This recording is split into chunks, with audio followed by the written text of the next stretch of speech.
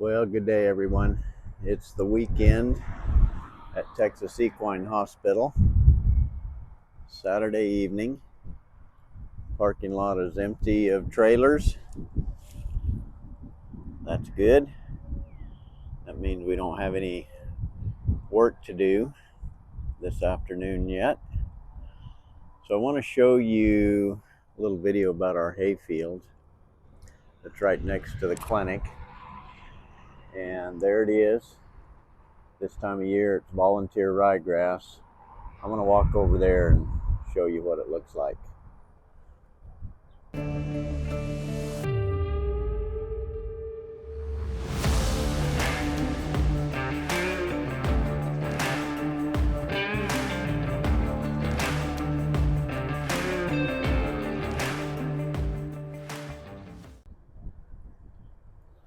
So here's the clinic from the hayfield, and you'll hear me talking in my other videos about the clinic.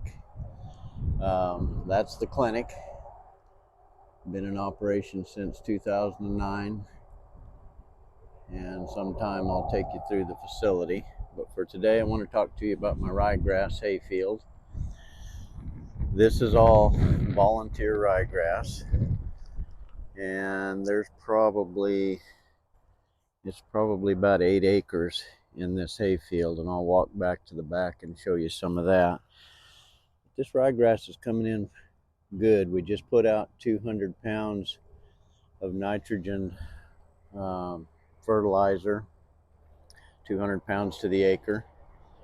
And I mean, this grass did jump within just a few days. And so I got some weeds in here that I don't like, but the cattle will have to pick through that.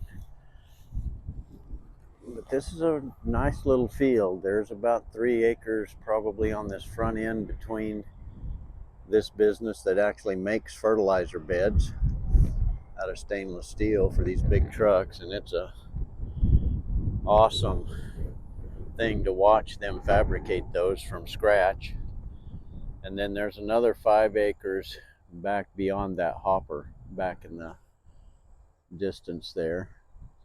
And I'm going to walk down there, but this is going to be ryegrass. We'll get a good cutting of ryegrass here in about 2 weeks, and then we'll sit tight. And this is where the Johnson grass comes up, volunteer, and we make the Johnson grass hay. And that Johnson grass will be easy 6 foot tall, and makes good hay. The cattle really like it. I mean, they actually prefer it over the coastal Bermuda grass hay. So this grass right here, this is really interesting.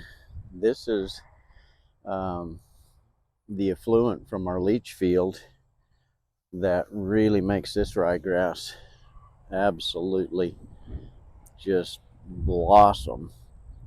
Look at how green and lush that is compared to just back there, even though that's been fertilized. Now this had a head start because of the effluent from the leach line from the septic field, but that's the difference there.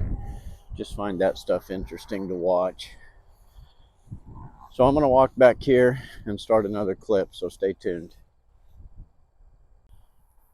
So this is looking back where I just walked from. So I was standing over there just to the right of that group of trees when I videoed the clinic over here, and then the business that makes the fertilizer beds for the big trucks. And you can see the hopper there I was showing you. So we got a little strip in here, probably 2, maybe 3 acres.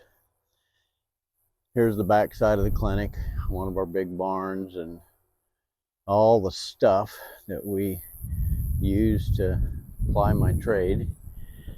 But here's the ryegrass back here, and it goes where you see that grass cut short. That's somebody else's property, but it goes clear back along that tree line. And this has been a labor of love. I've really had to work on this hayfield. It wouldn't grow anything but weeds. And we came in and we've done a little track hoe work and dozer work to get rid of some trees and smooth things out. But look at how dense this grass is.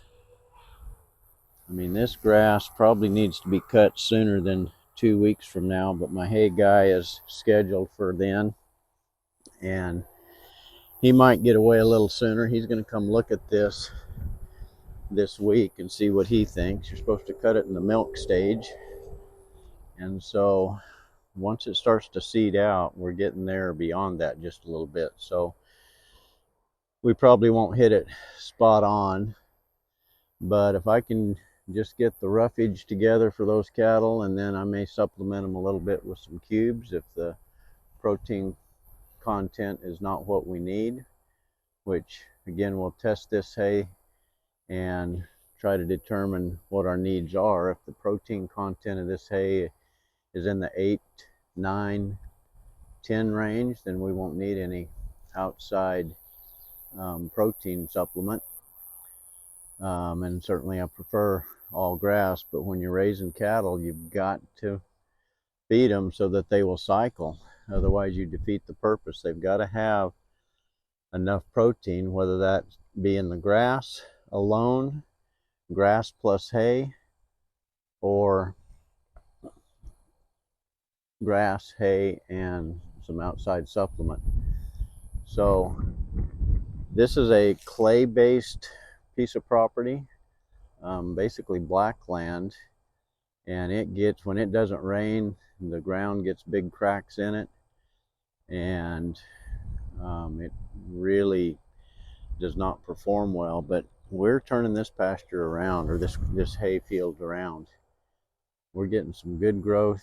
We're having to help it along, and if I had this at the house, I'd probably feed hay on it during the winter to fertilize it, but that's not part of my options at this time. I don't have this fence, and I'm right on 2 major roads, as you can see with the traffic, and so I'll always just use this for a hay field, at least during my lifetime. So that's what I got. Nice little piece of property, does well for me. Again, rye grass, 1 cutting in the spring, Johnson grass, probably 2 cuttings through the summer, and we may make 75 to 100 rolls here. Probably not that much, but I would like to make 25 rolls per cutting if possible. And so we have to manage it as best we can. And so that's my video for today. I certainly appreciate you watching. Thank you so much for riding along, and I'd love to hear your comments. Take care.